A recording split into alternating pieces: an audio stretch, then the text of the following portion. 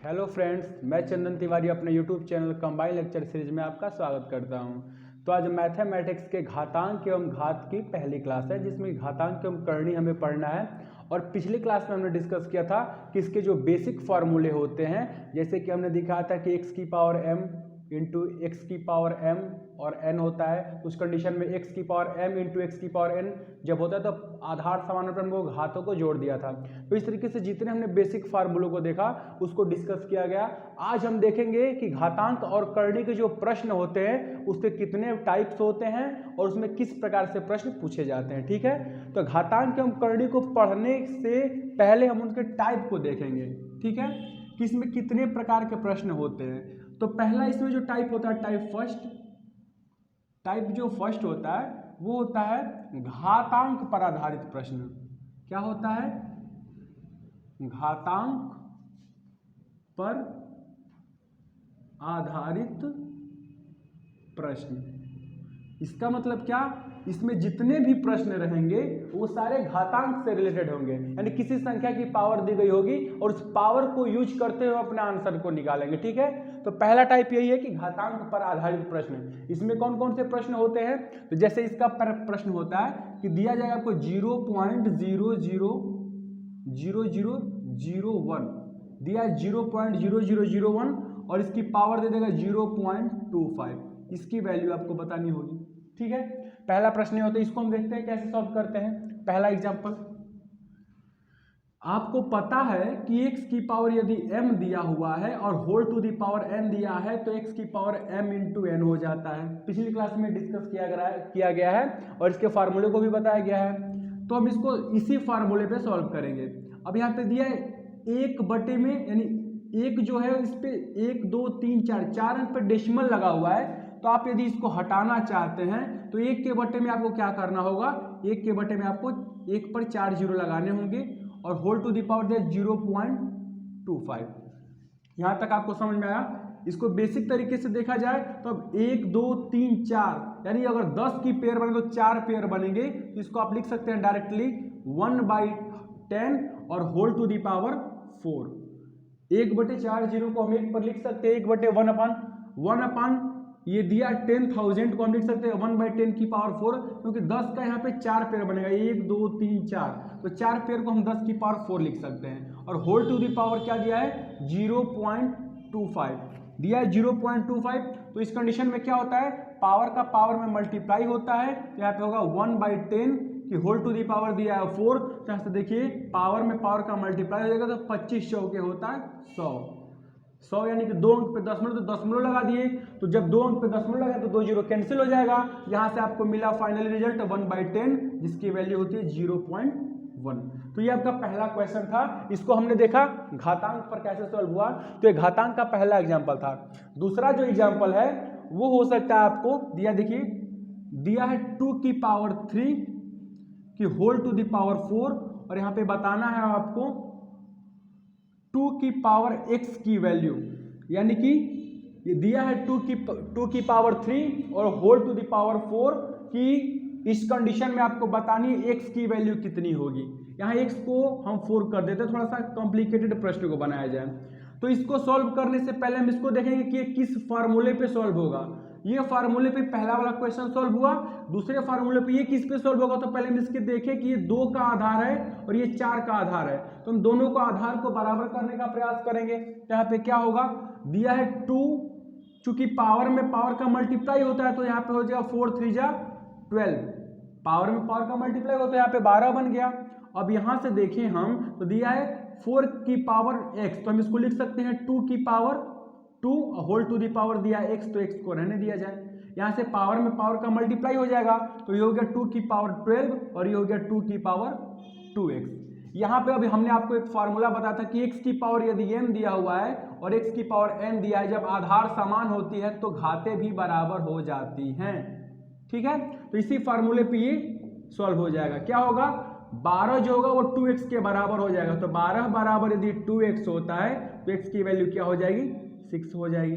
ठीक है, तो ये जो है घातांक का आधार का प्रश्न था। ठीक है, घातांक में जितने भी प्रश्न मिलेंगे वो घातों से रिलेटेड होंगे और घातों से रिलेटेड प्रश्नों को कैसे सॉल्व करते हैं आपने देख ही लिया। एक और एग्जांपल इसका देखते हैं हम दो एग्जाम्पल हुए, एक और एग्जाम्पल दिखाते हैं आपको जो कि exam SSC CGL tier first में आया हुआ प्रश्न है। ध्यान से देखिएगा, प्रश्न क्या था कि m की power n, m to the power n is equal to दिया 121, तो आपको बतानी थी value m minus 1 to the whole power n plus 1 की वैल्यू बतानी थी। ठीक है, यानी m की power n is equal to दिया 121, तो m माइनस 1 की पावर n प्लस 1 की वैल्यू बतानी है। ठीक है, SSC exam tier first SSC CGL में टीयर फर्स्ट में पूछा गया प्रश्न है 2013 बैच का। तो देखिए कैसे सॉल्व करेंगे हम, चूंकि ये 121 है तो 121 किसका स्क्वायर होता है, 11 का स्क्वायर होता है। ये आपके माइंड में होना चाहिए, क्योंकि पिछली क्लास में ये बताया गया है कि अगर स्क्वायर से ही रिलेटेड होता है घातांक एवं करणी। अब क्या करेंगे, m to the power n कर देंगे। अब यहाँ पे चूंकि m की जगह पे 11 है तो यहाँ पे m की वैल्यू क्या होगा 11, और n की कंपेयर करा देंगे तो हो जाएगा n की वैल्यू 2। दोनों की वैल्यू तो आपको मिल गई, m की वैल्यू 11, n की वैल्यू 2, यहाँ पे उसको रख दीजिए। तो m की वैल्यू 11 तो 11 यहाँ पे रखेंगे तो 11 minus 1 whole to the power n की वैल्यू 2 है तो 2 प्लस 1 क्या हो जाएगा, 11 में से 1 माइनस करेंगे तो 10, और ये 2 प्लस 1 करेंगे तो 3, और 10 की पावर 3 की वैल्यू क्या होती है 1000 होती है। तो ये हमने देखा घातांक पर आधारित तीसरा एग्जाम्पल। अब हम करेंगे टाइप को चेंज और देखेंगे टाइप सेकेंड में कौन कौन से प्रश्न होते हैं। ठीक है, फर्स्ट टाइप को हमने देख लिया। अब टाइप जो सेकेंड होता है वो क्या होता है, टाइप सेकेंड जो होता है वो होता है करणी पर आधारित प्रश्न। क्या होता है, करणी पर आधारित प्रश्न। टाइप सेकेंड चेंज हो गया। करणी पर आधारित जो प्रश्न होंगे वो कौन कौन से हो सकते हैं, तो उसमें होंगे ऐसे सवाल जो कि करणी के अंदर लिखे गए होंगे और उनको हमको ऐड करना हो सकता है, सब्सट्रैक्ट करना हो सकता है। जैसे कि इसका एग्जांपल हम शीट के द्वारा आपको नोट कराते हैं। तो इसमें जो करणी पर आधारित प्रश्न, इसका पहला एग्जांपल है √3 की पावर n, √3 में दिया power n is equal to 81, तो n की वैल्यू आपको बतानी है। पहला एग्जांपल क्या करेंगे आप, यानी करणी में 3 की पावर n दिया है और आपको बताना है 81 बराबर, तो n की वैल्यू क्या होगी। इस कंडीशन में आप क्या करेंगे, ऑप्शन तो आपके पास कई कई ऑप्शन है। पहला तो आप क्या करें कि दोनों पक्षों का स्क्वायर कर देंगे तो क्या होगा, ये तो करणी हट जाएगी, 3 की पावर n हो गया, और ये 81 का 81 में मल्टीप्लाई, यानी हमने क्या कर दिया, दोनों पक्षों का स्क्वायर कर दिया। स्क्वायर क्यों करते हैं, करणी हटाने के लिए। तो यहाँ पे आपको दिखा दिया कि 3 की power n is equal to 81 हुआ। अब इनको आप यदि ब्रेक करना चाहते हैं तो लिख सकते हैं 3 इंटू 3 इंटू 3 इंटू 3, ये देखिए 3 3 जा 9, 3 जा 27, 3 जा 81, यानी 81 को जब आप ब्रेक कर रहे हैं तो 4 3 के मल्टीप्लाई में ब्रेक हो रहा है। उसी तरीके से इस 81 को ब्रेक करेंगे तो ये भी 4 3 के मल्टीप्लाई में ब्रेक हो जाएगा।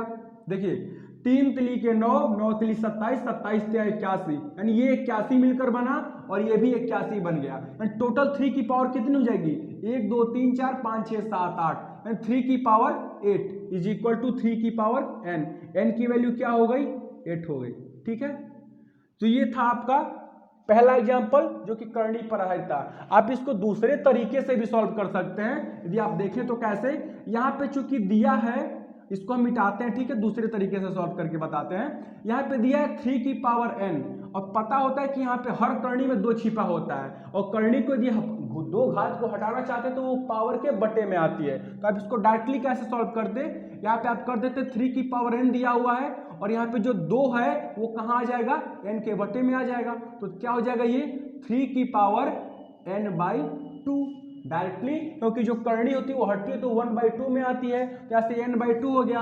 और 81 की जो वैल्यू होती है वो 81 की वैल्यू क्या होगी, 3 की पावर 4, क्योंकि 3 की पावर 4 की वैल्यू 81 होती है। यहाँ से आप आधारों की तुलना कर देंगे तो मिल जाएगा n/2 इज इक्वल टू 4, और n की वैल्यू क्या हो गई 2 4 जा 8। आप इसको डायरेक्टली सॉल्व कर सकते थे। देखिए ये इतने में ही सॉल्व हो गया, ये इतनी बड़ी प्रोसेस हुई। तो ये पहला एग्जांपल था, हमने देखा करणी पर आधारित का। एक और एग्जांपल को देखते हैं,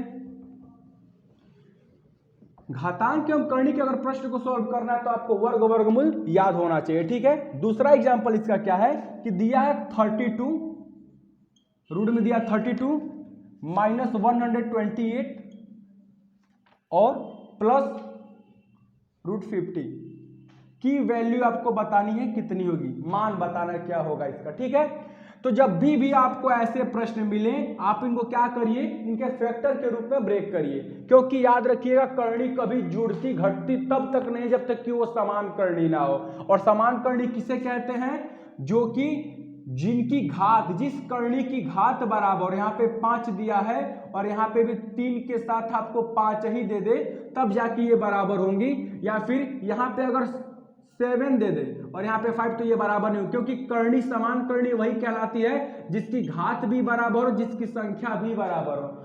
आप कहना चाहते हैं कि ये √7 दिया है और यहाँ पे हम कह दें कि ये भी बराबर होगा 3, यानी घनमूल 7 का बराबर, तो यहाँ पे बराबर नहीं होगा क्योंकि यहाँ पे घात 2 है, यहाँ पे घात 3 है। तो याद रखिएगा कभी भी कर्णी का जोड़ घटाव तभी होगा जब वो कर्णी आपस में समान हो, यानी समान कर्णी हो। ठीक है, तो आप इसको कैसे सॉल्व करेंगे, पहले इनको ब्रेक करेंगे। ब्रेक कैसे करेंगे, 32 को आप ब्रेक कर सकते हैं 2 × 2 × 2 × 2 × 2, 5 2 में कर सकते हैं 2 की पावर 5। 128 को यदि ब्रेक करना चाहते हैं तो ये कितना होता है, 32 दूनी 64, 64 दूनी 128, तो यहां से आपका हो जाएगा ये 7, ये 5 बार तो ये 7 बार जाएगा, यानी 2 × 2 2 × 2 फिर 2 × 2 × 2, 2 2 4 2 6, यहाँ पे 2 2 4। ठीक है, 50 को यदि आप ब्रेक करना चाहते हैं प्लस लगा के तो 50 होता है, 25 दूनी 50 होता है। आप क्या करेंगे, 2 × 5 × 5 ब्रेक कर दिया गया। कैसे सॉल्व करेंगे, जितना पेयर बनता है उसमें से एक संख्या बाहर आती है, तो 1 2 इसका निकलेगा, 1 2 इसका बाहर आएगा, तो 2 दूनी के 4, यानी क्या हो गया 4 कर्णी में 2। आप इनको देखेंगे 3 पेयर बना है तो इसमें से 3 2 बाहर आएगा, तो 2 दूनी के 4 और 4 दूनी के 8 मल्टीप्लाई होता है, तो यहाँ से आपका माइनस में आ गया 8 कर्णी में 2। और ये फाइनल देखिए 2 5, यानी 1 5 का पेयर बना है तो 1 5 आएगा बाहर, तो 5 बाहर आ गया कर्णी में 2। अब इसको सॉल्व कैसे करेंगे, ये प्लस है ये प्लस है तो दोनों आपस में जुड़ जाएंगे, तो 5 और 4 9 कर्णी में 2, और ये माइनस है तो इसको रहने देंगे 8 कर्णी में 2। जब 9 में से 8 घट जाएगा तो 1 कर्णी में 2 बच जाएगा, और कर्णी में 2 की वैल्यू होती है 1.414। तो इसका आंसर क्या आ गया, 1.414 इसका आंसर हो गया, या फिर √2 भी कह सकते हैं। ठीक है, तो ये था कर्णी पर आधारित प्रश्न। अब हम देखेंगे टाइप थर्ड को, इसमें टाइप थर्ड में कौन से प्रश्न होते हैं और उसको आप कैसे सॉल्व करते हैं। ठीक है, तो टाइप थर्ड को समझने से पहले हम समझें कि टाइप इसमें होते कितने हैं। तो इसमें 4 प्रकार के प्रश्न पूछे जाते हैं। पहला कि घातांक पर आधारित प्रश्न, दूसरा जो होता है वो कर्णी पर आधारित प्रश्न होता है, तीसरा जो होता है वो होता है a+b का होल स्क्वायर और a-b के होल स्क्वायर पर प्रश्न जो सॉल्व होते हैं कर्णी के, वो तीसरा टाइप होता है। और जो चौथा टाइप होता है, चौथा होता है कर्णी की तुलना पर आधारित प्रश्न। कर्णी की तुलना मतलब जब भी कर्णी समान दिया होता है तो उनमें तुलना किया जाता है। तो हमने इसमें देखा कि 4 टाइप में से हमने 2 टाइप को पढ़ लिया, अगली जो 2 टाइप है वो हम नेक्स्ट वीडियो में पढ़ेंगे। तो अगर इस टॉपिक में यदि आपको कोई डाउट हो तो आप कमेंट में पूछ सकते हैं, आपकी समस्याओं को समाधान किया जाएगा। और यदि कोई डाउट ना हो तो वीडियो को लाइक करें, शेयर करें। धन्यवाद।